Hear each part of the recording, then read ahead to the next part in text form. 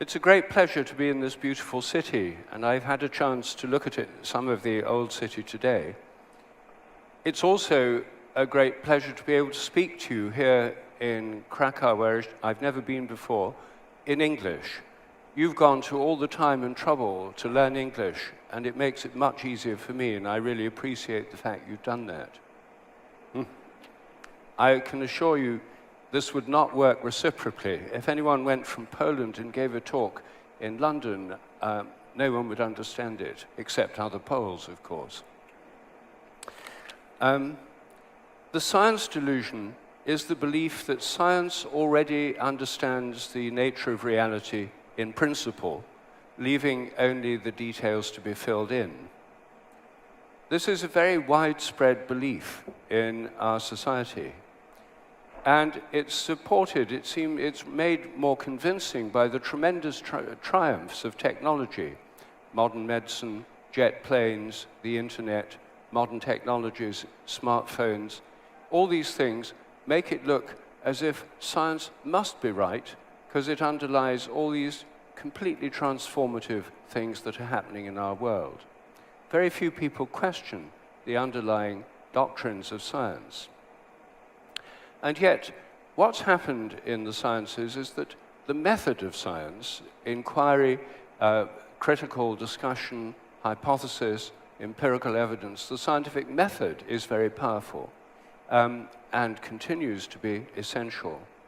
But the sciences have become trapped in a kind of dogmatic belief system or worldview, which has been in place since the late 19th century. It's not really science, it's a set of assumptions which are part of a philosophy of nature, the philosophy of materialism.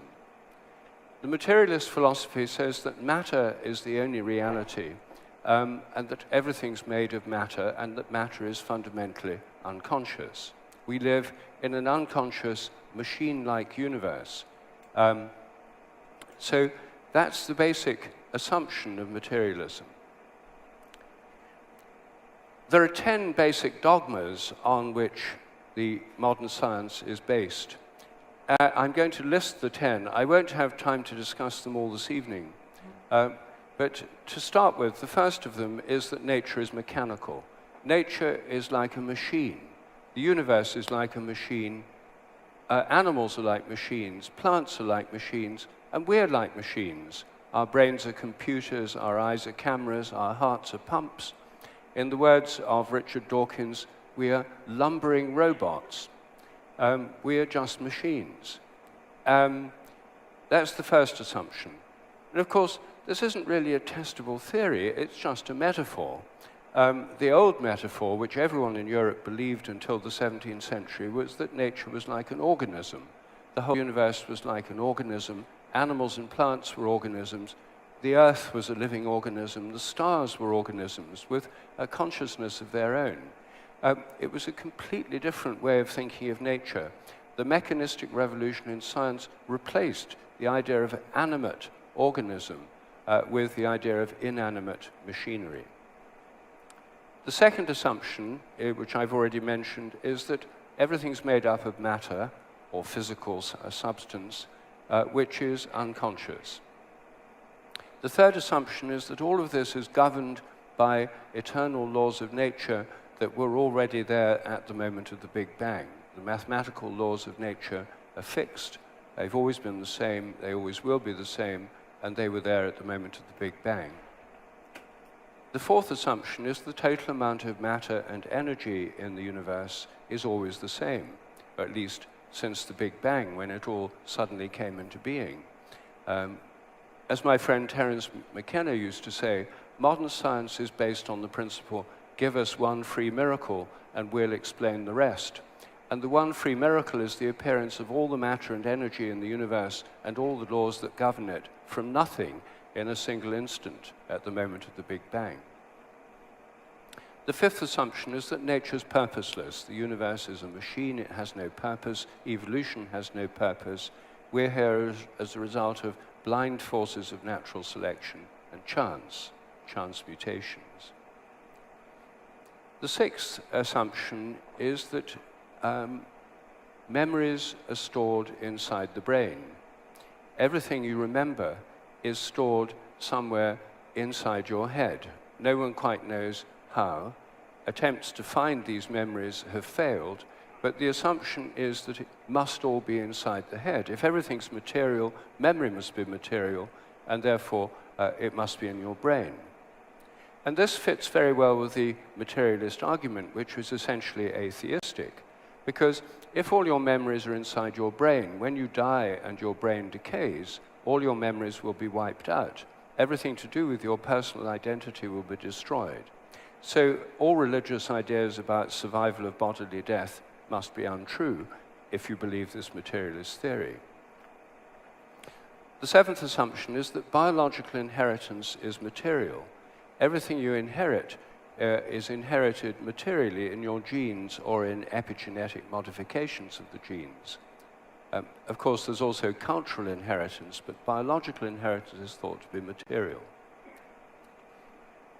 The eighth assumption is that minds are nothing but the activity of brains. Your mind is your brain.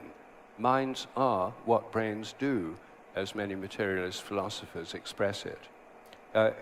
Your entire conscious mind is the activity of your brain that's inside your head. The next assumption is that psychic phenomena like telepathy are illusory. They can't possibly exist because the mind is in the brain. Therefore, your thoughts or intentions can't possibly influence other people many miles away because it's all inside your head. And the 10th assumption is that mechanistic medicine is the only kind that really works. The body's a machine, you're a machine, the brain's a machine. Therefore, the only ways to treat it are physical, through surgery, or chemical, through drugs. And of course, surgery has made astonishing improvements. There are many amazing drugs, and we all depend upon them. But this view of medicine as dealing only with the physical and the chemical is a very limited view. But nevertheless, from the point of view of the mechanistic medicine assumption, it's the only kind that really works. All alternative and complementary therapies, all miraculous healings, all healings through prayer or through pilgrimage must be illusory, or if they happen at all, they're nothing but the placebo effect. But of course, the placebo effect is itself unexplained because what it shows is that our expectations and hopes affect our medical recoveries. Well, these are the 10 basic assumptions which are not usually taught as a series of doctrines. They're simply absorbed by people as they go through the educational system by a kind of intellectual osmosis.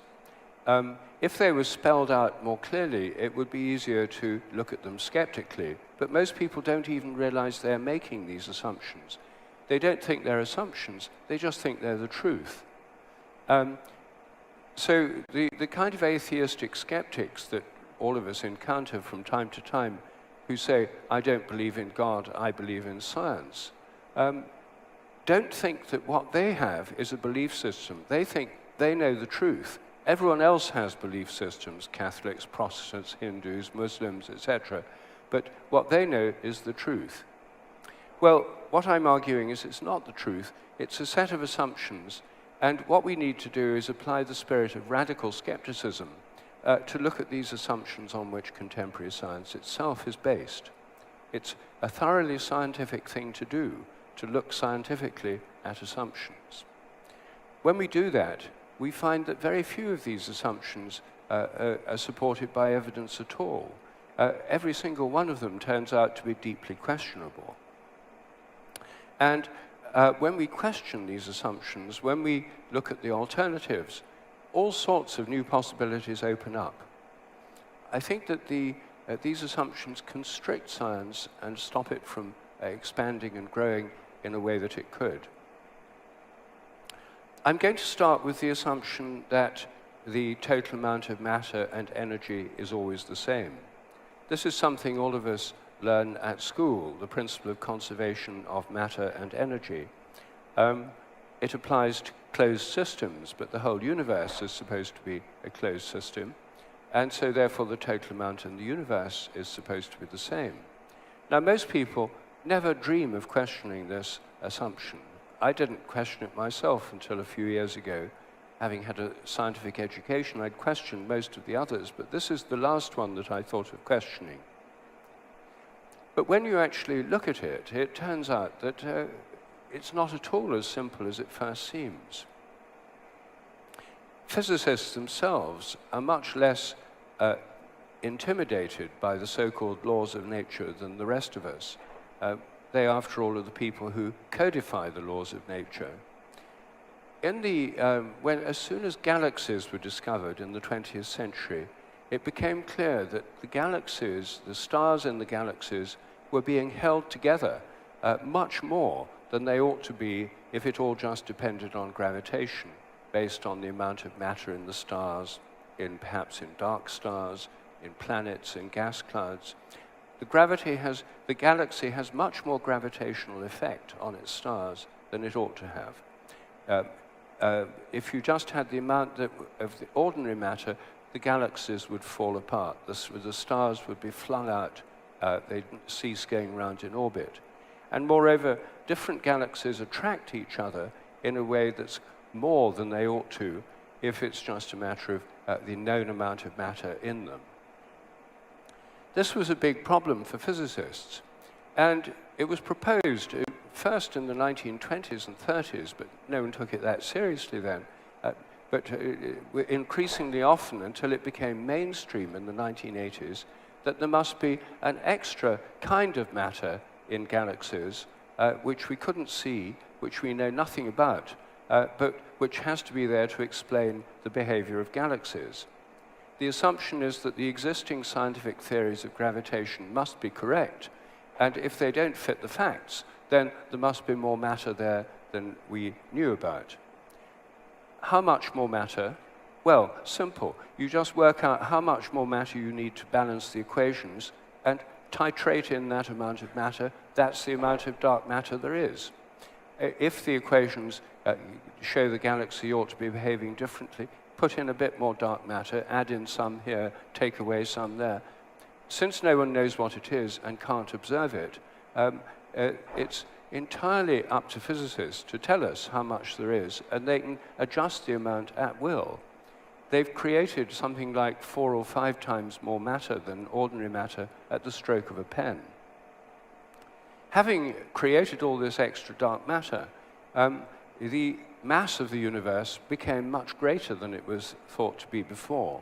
So much so that there ought to be extra gravitation that would stop the universe expanding until it finally stopped expanding and began to contract again, and it would all end in the opposite of the Big Bang, known as the Big Crunch. Well, around 1999, it was discovered that the universe is not, in fact, expanding slower and slower. It's expanding faster and faster, contrary to the expectations of physicists based on the amount of dark matter in the universe. So how do we explain that? Well, simple. There must be another form of energy, called dark energy, that pushes the universe apart. How much is there? Just the right amount to explain the facts. So we now have a situation where 95% of the universe is made up of dark energy and dark matter, and we haven't a clue what they are. We don't know what they do, apart from the things they're supposed to do to make the equations work. We don't know if they can be converted into regular matter and energy, or regular matter and energy can turn into dark matter and energy, in which case it would just disappear. So this is an extraordinary situation. Physics has shown us that we literally know nothing, or next to nothing, about 95% of physical reality. So how can we be sure that the total amount of dark matter and dark energy is always the same? Well, actually, we can't. The equations of dark energy say that the amount per unit volume is constant. So as the universe expands, the amount of dark energy increases. The universe is now a perpetual motion machine. Well, these are extraordinary aspects of physics. They completely change the old view that we were brought up with, that we thought we knew about matter and energy and what they were. We don't know. And it may be they don't even exist. It may be that if we had a different theory of gravitation or a different theory of galactic organization, it wouldn't be necessary to suppose that these unobserved materials and energies actually exist. Well, that's one area where there's a huge amount still unknown. And this is relatively uncontroversial. This is pretty standard physics nowadays. What I want to turn to now is the assumption that matter is unconscious. This is one of the most fundamental assumptions of the materialist worldview. To understand how we got to our present situation, it's helpful to look at the history. In the 17th century, when the scientific revolution took place, the view of matter that we now have was first formulated by René Descartes, the French philosopher, who was one of the first people to put forward the idea the universe is a giant unconscious machine. Animals are machines, plants are machines, and we're machines. Descartes made a famous dualistic separation between the world of matter. Matter is unconscious and it's in space and time. The whole universe is made of matter. But there was another reality, spirit, which was not in space and time, not physical, and basically immortal and timeless. And this was not part of the realm of science. The realm of spirit, in Descartes' view, included three basic components: God, angels, and human minds. Those were outside space and time, and there was this radical dualism between unconscious nature and conscious minds. So this led to an extreme split. It meant that humans were totally different from all other animals, so it's okay to vivisect them or factory farm them because they're just machines, whereas we have this rational spirit. It led to a radical split between mind and body, because the mind is immaterial, the body is material, and nobody could explain how this immaterial spirit could influence the body. And it led to a radical split between the realms of science and religion. Religion got God, angels, and human minds together with human morality. Science got the entire physical universe, including human bodies and brains. And God was, as it were, withdrawn from the universe. The universe now became automatic machinery that worked by itself with no need for God. God's realm was confined just to human minds, angels, and the spiritual realm. This is totally different from the view in the Middle Ages, where God was within nature as well as beyond it, where all nature was alive. The whole universe had a kind of soul. The earth was a living organism. The philosophy of nature that gave us the great Gothic cathedrals of Europe was radically different from this mechanistic philosophy that we've grown so used to. In the 19th century, a lot of people thought we don't want two things, matter and spirit. Two's too many. We just want one thing. Some philosophers said spirit's the only reality. That's the idealist school of philosophy. But many philosophers said, no, matter's the only reality. There's no such thing as spirit. God and angels simply don't exist. And human consciousness is just something to do with the brain. So at one stroke, they shifted the philosophy from dualism to materialism, mechanistic materialism, the current orthodoxy of science. It has been since the late 19th century. And got rid of God and angels, the whole spiritual realm. All spirits disappeared. But human consciousness remained. And the continued existence of human consciousness is what is causing this mechanistic materialist worldview to break up. It's happening before our very eyes. Because for decades, scientists just ignored consciousness. They didn't think or talk about it. They assumed it was nothing but brain activity, so all you need to do is just look at brains and study nervous systems in more detail, and finally you'll understand consciousness. But in the last 20 or 30 years, there's been a growth of an area of science called consciousness studies, where scientists have started looking at the nature of consciousness itself, not just ordinary psychology, but mystical experiences, out-of-the-body experiences, psychedelic experiences, near-death experiences, and a whole range of religious and spiritual experiences. Meanwhile, there's been an enormous growth of spiritual practices like meditation, in which many people are doing practices which deal with the very basis of consciousness itself. So the situation has changed, and there's now a debate about consciousness. Is it just the brain? And if it is just the brain, why should unconscious matter in the brain give rise to conscious minds? That's why in the philosophy of mind, the very existence of human consciousness is called the hard problem. It's the hard problem because you cannot solve this problem within materialist terms. Some materialist philosophers of mind argue that consciousness doesn't really exist. It ought not to exist in a materialist world, and in fact, it doesn't exist. Or if it does, it doesn't do anything. It's just a kind of epiphenomenon of what goes on in our brains, like a kind of shadow that doesn't do anything.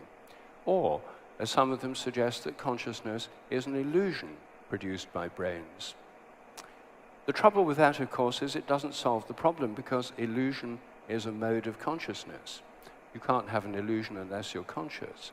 So it presupposes consciousness. So this debate has gone round and round in circles around the hard problem. And one of the things that has happened is that some materialist philosophers have said, okay, we've got to get a way out of this, and the best way out of it is to abandon old-style materialism and adopt a philosophy called Panpsychism. Pan means everywhere, psyche means mind or soul or spirit or mind or soul. And so the idea is that there's some kind of mind, even in electrons or atoms, that everything in nature has not just bodies, but some kind of mind. And therefore, the emergence of consciousness in humans is not a difference of kind, something totally different emerging from inanimate machinery, but a difference of degree, a more complex form of consciousness emerging from less complex forms of consciousness. This philosophy of panpsychism is not new. It's basically a modern version of what used to be called animism, the belief that there are psyches or souls throughout nature. Philosophy in Christian Europe in the Middle Ages was essentially animist. The philosophy of Aristotle, modified by St. Thomas Aquinas, taught that all animals have souls, all plants have souls. The soul is the form of the body. And in fact, the word animal in English and in Latin comes from the Latin word anima, which means soul. So this panpsychism is a rediscovery or a repostulation of a kind of mind throughout nature.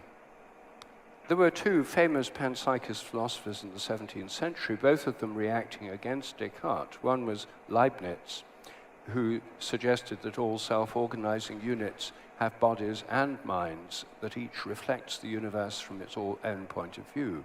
He called them monads. The other was Spinoza, who thought that the whole of nature was essentially the body of God, and God was the mind of nature. It was a kind of pantheist philosophy.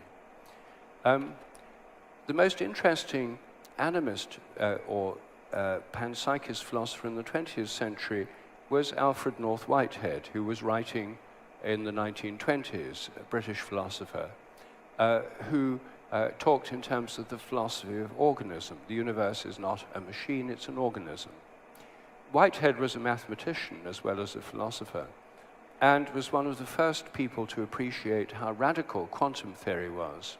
In the 1920s, he got it. Most people took decades to get that what a radical break this was from traditional physics. Quantum theory says that electrons and atoms and protons are not just little bits of stuff. They're not solid bits of matter like small billiard balls. They're waves. They're waves, they're processes in time. And a wave cannot exist at an instant because it takes time to wave. it can't exist at a point in space because it takes space to wave in. You cannot have an instantaneous wave. That's at root the reason for the uncertainty principle in quantum mechanics.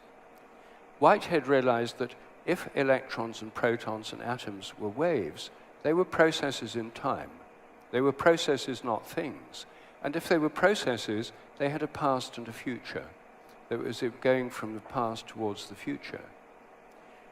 He then came up with an extremely interesting idea which still hasn't been fully worked out. It's just begun to be discussed again. And that is that this nature of matter as time, in time, gives us a new way of thinking about the relation of mind and body. Old views of mind and body relationship are that the mind's somehow inside and the body and the outer world are out there. We talk about the inner life and the outer world. These are spatial metaphors. But he thought the relation of mind and body was a relationship in time, not space. The mind, he thought, was the future pole, like in a polarity between the past and the future. The mind was the future pole, and the body is the past pole. The mind is concerned with possibilities, and these possibilities are not actual because they don't become actual until there's a decision, and one of them becomes actual. As soon as it becomes actual, it's measurable, it's a fact, but it's in the past. For example, in the case of an electron, if you want to know what an electron will do, you work out the Schrödinger equation of quantum mechanics, which tells you all the possible things that electron could do. It's a description of possibilities. That's like the mind of the electron. It's got all these possible things. When the electron interacts with a physical measuring instrument or with a photographic film or an atom or molecule, when it interacts with anything, these possibilities collapse down and become an actual action. This is sometimes called the collapse of the wave function. These possibilities collapse down and become an observable fact. But that's instantly in the past, and now a new set of possibilities open up. Now, our minds are like that too. Our minds are concerned, our conscious minds are arenas of possibility. Thoughts, images, plans, intentions are possibilities in our minds. Dreams are a kind of possibility too. A lot of our conscious activity is considering alternative possibilities and choosing among them. For example, all of us chose to be here tonight. The fact we're here now, we made that decision and put it into practice, means it's an observable, objective fact that we're in this room. We can be seen, measured, photographed, etc. There was a time when we were making up our minds. We could have done other things. We could have been elsewhere this evening. There were other possibilities for this evening. But when we made the decision among all those possibilities to do this one, then this is what happens. It's an observable fact, but it's now in the past, and our minds are opening again to new possibilities, which after all is what this talk is about. So the role of consciousness is about choice and possibility. Our habits are largely unconscious because we don't need to make choices.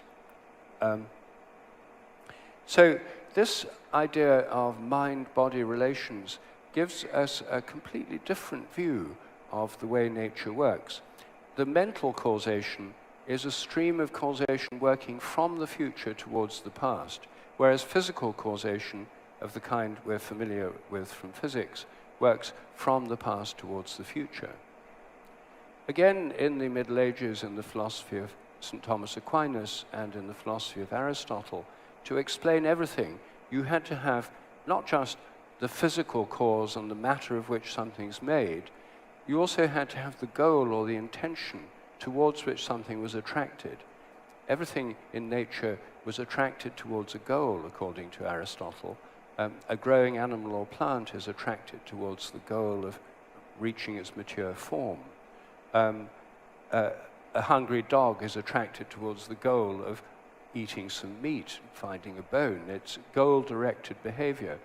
And this purposive or teleological activity involves a kind of stream of causation from a virtual future towards the present. So this way of thinking about the mind fits with a quite sophisticated and well-developed philosophy, which has been rejected in favor of the mechanistic theory of just matter and energy, but which makes much more sense of mind and consciousness. I want to turn now to the doctrine that the mind is nothing but the activity of the brain, because what this doctrine tells us is that our minds are just inside our heads. It's all in the brain.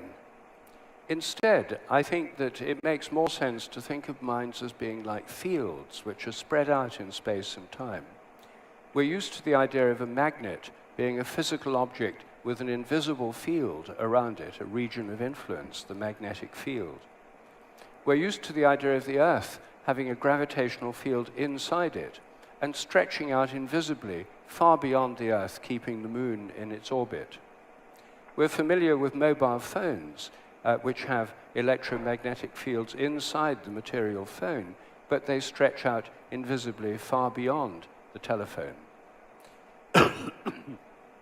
So fields are an accepted part of modern physics, but they're not exactly matter. They're physical, but not material. Materialists expand their view to say, okay, we'll include fields as well. They used to think they were material, made of matter, the ether. Now they don't. But anyway, I'm not discussing that particular point. What I'm discussing is how the best to think of our minds. Are they just material things, like mechanical systems, just based on contact? Or are they field-like systems, which means they could stretch out far beyond our brains, just like many purely physical systems like magnets and mobile phones do? Well, I think they stretch out beyond our brains. I think our minds are extended far beyond our brains. The easiest way to understand this is to think about the nature of vision. What happens when you see me standing here now? You all know the standard answer. Light's reflected from me, it goes through the electromagnetic field, enters your eyes, goes through the lens, inverted images on your retinas, changes in the cone cells, impulses up the optic nerve, and activity in various regions of the brain. And we now know which regions become active in more detail than ever before, thanks to brain scanners. But does that explain vision? Well, no, it doesn't. It just describes what happens in the brain when you're seeing something. It doesn't explain why you're conscious of what you see. There's nothing in neurophysiology that tells you this is conscious. It doesn't tell you that why you're conscious of what you see, and that, in fact, is an aspect of the hard problem. Consciousness itself is unexplained. But the second question is the one I want to focus on. Where is this happening?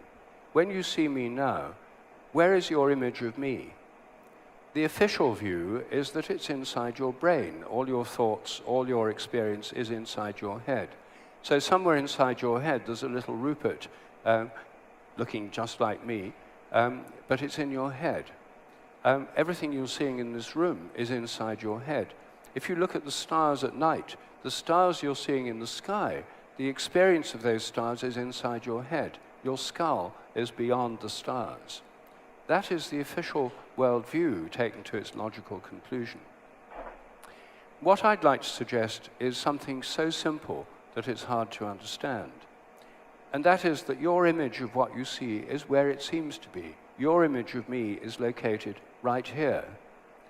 It's in your mind, but it's not inside your brain. Everything you see is being projected out to where it seems to be. It's a projection. It's a kind of virtual reality projection created by your mind, depending on the activity of the brain and on what comes into the eyes. But it's not inside the brain. You don't have a little three-dimensional virtual reality display inside your head. No one's ever seen one there, but the official view is that's what's going on.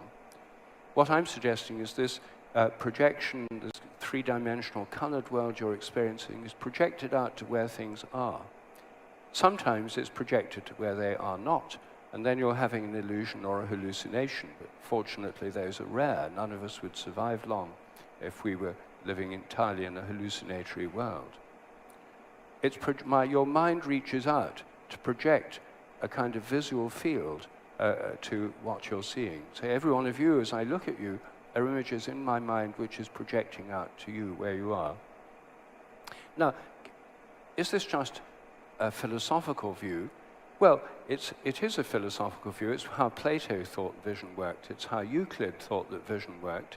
And in fact, Euclid was the first person to explain how mirrors work. He showed that if we project things out, just like I'm saying, the great Greek geometer said, if we project things out, when we look in a mirror, because these are mental projections, they go straight through the glass. They're not physical. They don't bounce off the mirror. They go straight through. That's why you see everything behind the mirror, what science calls virtual images. They're projected. Every time you look at anything in a mirror, you're seeing your own projections. That's what you're seeing. It's still the official theory of mirrors, although it doesn't fit very well with the mind as in the brain theory. But can this be tested more radically? If I look at you from behind and you don't know that I'm there, is it possible that when my mind touches you through reaching out to see you, you could feel my attention? Is it possible that people, when they're stared at from behind, could feel that somebody was looking at them? That ought not to happen according to regular science, and according to official psychology textbooks, it doesn't happen, it's impossible. But if you actually ask yourself and your friends, have you ever felt when you're being looked at from behind? You'll find that yes, this is a common experience. Surveys show that more than 95% of the population have had this experience, including children. And also, the great majority of people have had the converse experience, staring at somebody from behind and seeing that person turn around and look at them. There's a slight sex difference in these results. More women than men have experienced being stared at, and more men than women have experienced staring at others and making them turn around. Nevertheless, members of both sexes are very familiar with this phenomenon, including children. What does science have to tell us about this? Well, until recently, nothing. The subject was such a strong taboo that it was not investigated throughout almost from about 1880 to 1985. There were only 4 published papers in the scientific literature on the subject. 2 of them were by skeptics saying it's rubbish, it shouldn't happen, and people ought not to believe it. 2 of them were by people who'd actually done some experiments and said, well, look, yes, it does seem to happen. So this is an experimental question. Does it happen? I'm a biologist, and I started looking at the natural history of this. I interviewed people whose job it is to watch others, surveillance officers, private detectives, the drug squad at Heathrow, the store detectives at Harrods, practical people who are paid to watch other people. Most of them take it for granted that this is a reality.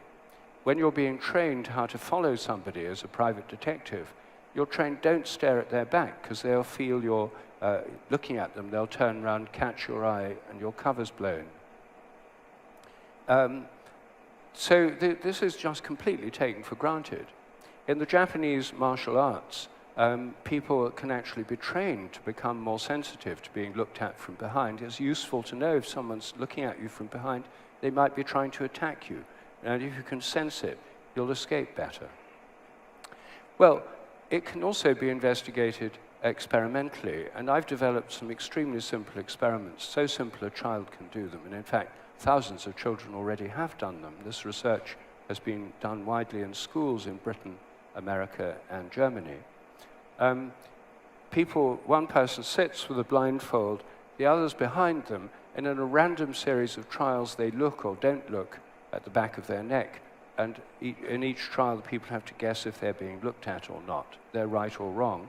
By pure chance, they'd be right 55% of the time. The results are not that much above chance. In the looking trials, they're right about 60% of the time. It's a very artificial test. But it shows positive, significant results over hundreds of thousands of trials.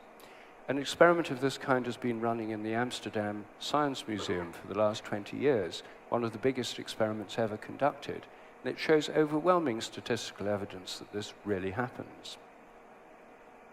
Now, for most people, it's not surprising it really happens because they've experienced it in real life. You might think, well, the experiments need to be done more rigorously. Well, they have been through mirrors, through one-way mirrors, through windows, even through closed-circuit television. People's physiology changes measurably when they're stared at on closed-circuit television. So there's an influence even of someone seeing your image. You don't even have to see someone directly for this to work. It turns out this is very common among animals as well. They can tell when they're being stared at. Some people can tell when animals are staring at them, and so on. I think it probably evolved in the context of predator-prey relationships. A prey animal that could tell when a predator was staring at it would have a better chance of surviving than one that couldn't tell. I think, therefore, that our minds reach out every time we look at something through attention. And the English word attention, from the Latin word ad tendere, which means ad means towards, tendere means to stretch. I think attention is our mind stretching towards something. It's closely related to intention, where our minds stretch into something. This too can have great effects. If I think about you and I want to get in touch with you, and I really need to talk to you, my intention is to telephone you, and I have the intention to call you. I go to my telephone, I dial your number, I try and call you, and quite often, you might have the experience, you suddenly start thinking about me for no apparent reason, and then say, that's funny, I was just thinking about you when you rang. This is an extremely common experience. More than 80% of people who've had experiences of apparent telephone telepathy, thinking of someone who then rings, or knowing who it is when the phone rings before looking at the caller ID. The standard explanation for this, the so-called skeptical explanation, is, oh, well, it's just coincidence. You think about people all the time. If one of them rings, you imagine it's telepathy, and you just forget all the times you're wrong. A reasonable hypothesis, but evidence-free. Science is about testing hypotheses, and I've actually tested that one in many experiments. In the basic experiment, you would, if you're the subject, you'd sit at home with a landline phone. You know it's an experiment. You've set aside time specially.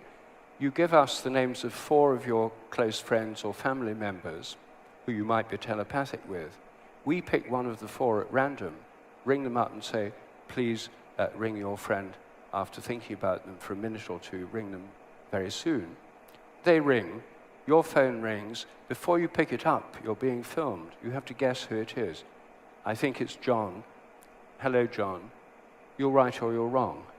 There's a 1 in 4 chance of getting it right by chance, 25%. In these tests, the hit rate is about 45%. It's massively significant statistically. It's artificial test. People aren't right every time, but much, much more significantly than chance. This research has now been replicated at the University of Freiburg in Germany and in the University of Amsterdam, Holland. And it's also the same kind of thing happens with text messages and emails. You think about some, you get a message from them. It shows we're interconnected. The commonest forms of telepathy in the modern world are ones that have developed along with technology. I help to emphasize, and they're happening more than they've ever happened before because people spend so much time using telephones nowadays. Now, these are psychic phenomena to do with the psyche or the soul. Psychic phenomena are common in animals. Many animals are telepathic with each other, and they're telepathic with their owners. I wrote a whole book called Dogs That Know When Their Owners Are Coming Home, about dogs, cats, and other animals which are telepathic with their owners. Many people have found this, and I've shown that it's not just chance. When people come at random times in unfamiliar vehicles, animals can still know. We have all this on film. You can see films of these experiments on my website. So I think psychic phenomena show the mind is extended in space, to some extent in time as well, because we have precognitive dreams sometimes. But these are like horizontal connections. They're connections to other people and to animals. These are not spiritual phenomena, they're psychic phenomena. There's a distinction between these realms. I myself think our minds are also open to spiritual phenomena, to the influence of the spiritual realm, which comes through spiritual practices, through prayer, through spontaneous mystical experiences, and is what religions and spiritual practices are all about. So I think our minds are more extensive than our brains in a spiritual dimension, as well as in a psychic and material dimension. The idea they're nothing but the brain, they're all inside the head, is a dogma. And it's a dogma that's imprisoned our civilization for a long time. There's no reason that we need to go on believing it. The scientific evidence for it is very small. The evidence for a more extended view of the mind is much greater. And it's quite liberating to think of your mind as being much more extensive than your brain. It makes much more sense of your own experiences.